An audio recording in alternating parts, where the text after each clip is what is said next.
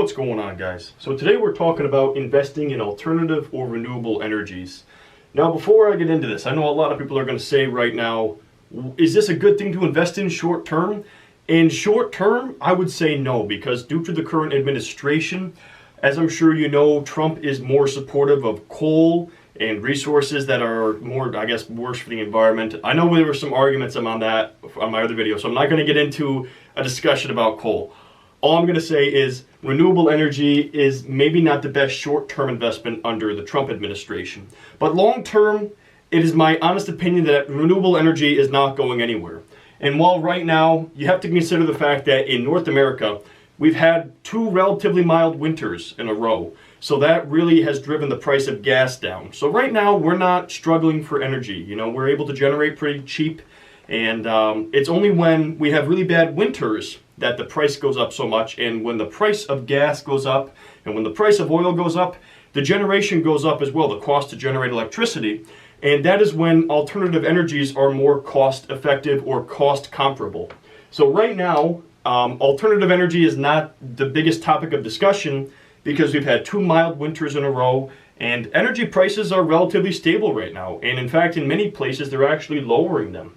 So short term, I wouldn't say it's the best investment, but if you're a long-term investor, I see some huge potential in alternative energy companies. Now, as technology surrounding alternative energy progresses and it becomes more cost competitive, like we were saying, the market share will inevitably grow. Some companies are solely involved in renewable energies, while others rely on a blend of conventional and alternative energies. So what's cool about that is you can get some diversification there. It depends if you want to be solely involved in renewables. That way, if renewables do take off, that company is more impacted. Or if you want it to be a small portion of that company, that way you're more diversified. And the company should still do well if renewable energies take off, but it's not going to be the complete end of that company if renewable energy doesn't take off. Short-term, alternative energy may not be the best investment under the new administration, like we said, but long-term, I see huge potential with alternative energy. Now, I'm just going to tie in my personal experience with alternative energy here. I actually, if you guys are familiar with the channel, I'm sure I've mentioned this before, but I actually work for a utility. That's my day job. I'm like electrical engineer / planner. I do all the design for the power lines. And let me just tell you, the number of people building solar fields right now, it's insane. At least where I work anyway. And I'm in the New York area, upstate New York. And the number of people building solar farms right now, it's unbelievable. And the size of these farms that they're building.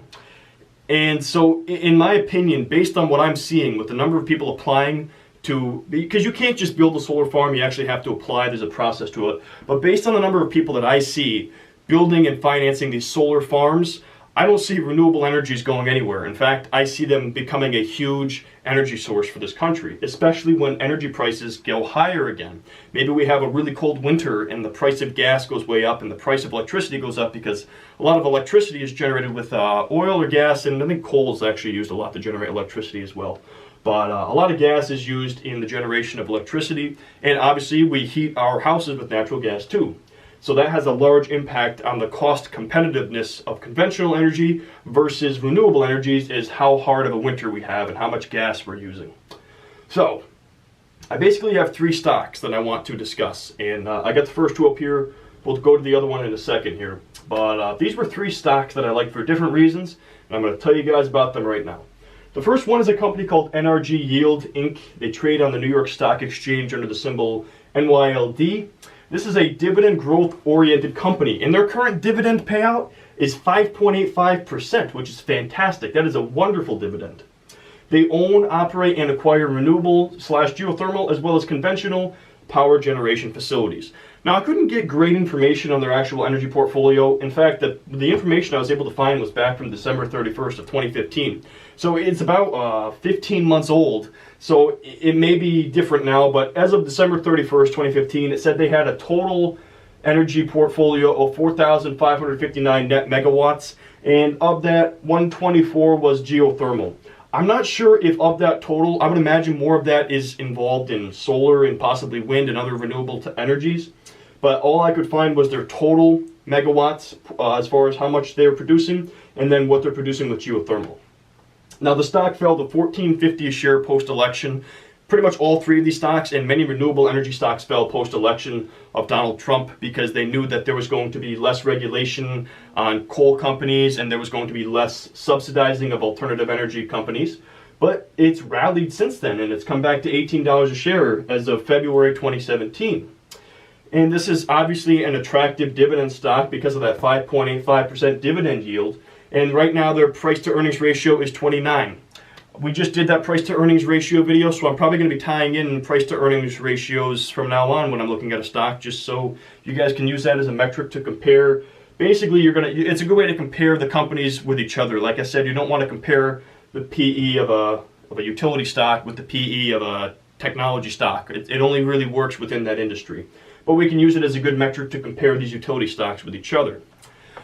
Okay, so the next company is Algonquin Power and Utilities Corp. And this is a first. This is actually traded on the Toronto Stock Exchange under the symbol AQN.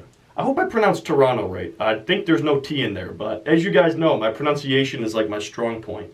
So I believe you call it Toronto. I actually remember one time I had a guy at a bar yelling at me because I was putting a hard T in there.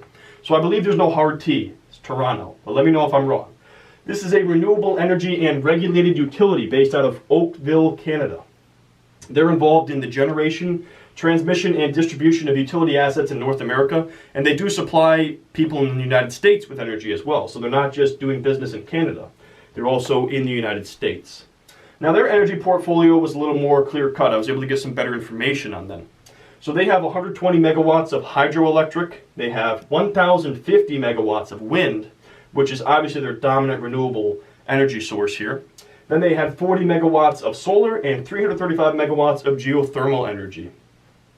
Now what's cool about this company, and this is probably the main reason I added them to this list, is because not only are they a utility company with conventional energy as well as renewable energy, but they're also a water company. They're actually a regulated water utility, and they're involved in the distribution and wastewater collection side of the water utility. So it's cool because you're also diversified into the water assets and the water side of that business. Now, as far as their customers go, they have approximately 264,000 electric, 336,000 gas, and 183,000 water connections. I'm sure what they mean by connections is I'm sure some businesses have multiple electric services or multiple gas services based on the voltage or the pressure that they need. But that gives you a snapshot of how large they are as a utility. They also have a nice dividend yield of 4.82% dividend, and their price to earnings ratio is 28. So they're valued about the same as this utility right here, energy yield. So that's kind of an interesting metric to look at. The stock has been in a nice healthy uptrend since October of 2013, and the stock peaked at $12.45, that's Canadian. It fell to $10.68 post-election of Trump, but since then it has come to a new high. It rallied over almost 20% to $12.60 Canadian. So this is a very interesting stock, and I was at first not going to include it because it's not traded on a American exchange. It's traded on on the Toronto exchange. But because it was so interesting to me, because they're so diversified, and because of how well that stock has done since October of 2013, I really had to include it on here just because it was worth mentioning in this video. Okay, now the last company is called Ormat Technologies Inc., and they trade on the New York Stock Exchange under the symbol ORA. This is a really cool company, and I have to say I absolutely love what it is that they're doing. I had to educate myself on what it is they actually did because I was confused at first when I was researching this stock. But this is a company that operates in the electricity and product renewable segments. Now, under the electricity segment, what they do is they develop, build, own, and operate geothermal and recovered energy generation plants. I'm going to explain what a recovered EGP is in a second here. And then under the product segment, they also design, manufacture, and sell equipment such as turbo generators and direct current generators. Now, what is recovered energy generation? This is honestly the first time I've ever heard of this, so maybe this is new to you guys, or maybe I've just been in the dark, no pun intended, since we're talking about utility companies. I know, that was a good joke. Thank you, thank you. You guys are too kind. What is recovered energy generation? Well, that is where you capture unused waste heat from industrial processes and use it to create or to generate electricity emission and fossil fuel free.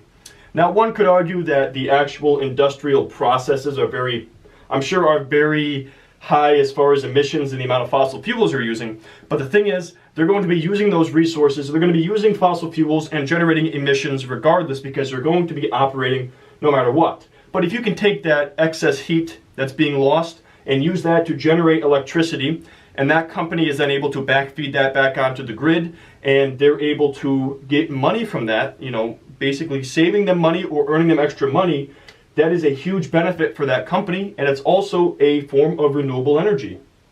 Now, Ormat Technologies, they have built over 150 of these recovered energy generation plants, which are producing over 2,000 megawatts of renewable energy. Now, this company has a 0.67% dividend. That's lower than the other two, but you have to remember that most utility stocks are a slower growing stock.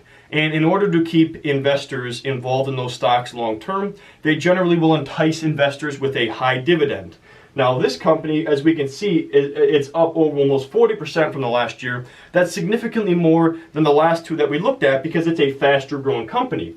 And as a result, there's more potential, I think, with this stock as far as the yield on it long term and how much the stock price goes up, more so than with the other two utility stocks. But as such, it has a lower dividend.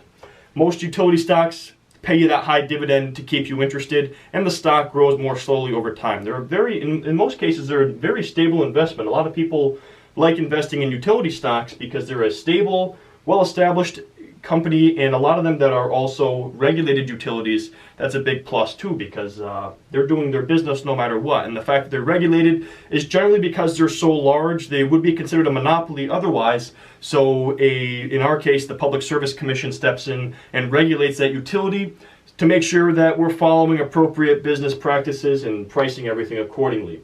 So they're very, very stable companies, and a lot of people like stability. Anyways, guys, that's pretty much all I got for this video. That was 3 alternative energy stocks that I thought were worth mentioning. If you guys have any other alternative energy stocks you guys like, or maybe some, I know a lot of people would probably want to see like solar companies or companies that are actually manufacturing renewable technologies, but I wanted to find good utility investments because it just seemed like that would be a good stable investment. I wouldn't want to recommend like a solar manufacturer because you never know with that kind of company. The technology could progress so much that their technology becomes obsolete, and as such I really wouldn't recommend a company that's manufacturing solar panels or equipment like that. So that was the 3 that I felt were worth mentioning in this video. Now, if you guys are looking to learn more about trading in the stock market, I do have my beginner's guide to stock market trading. I will link that up in the description, and there should be a annotation popping up on the screen here as well, so you can click and find out more about that if you're interested. And if you guys enjoyed this video, please take a second and drop a like. I would certainly appreciate that. And as always, I thank you guys for watching this video.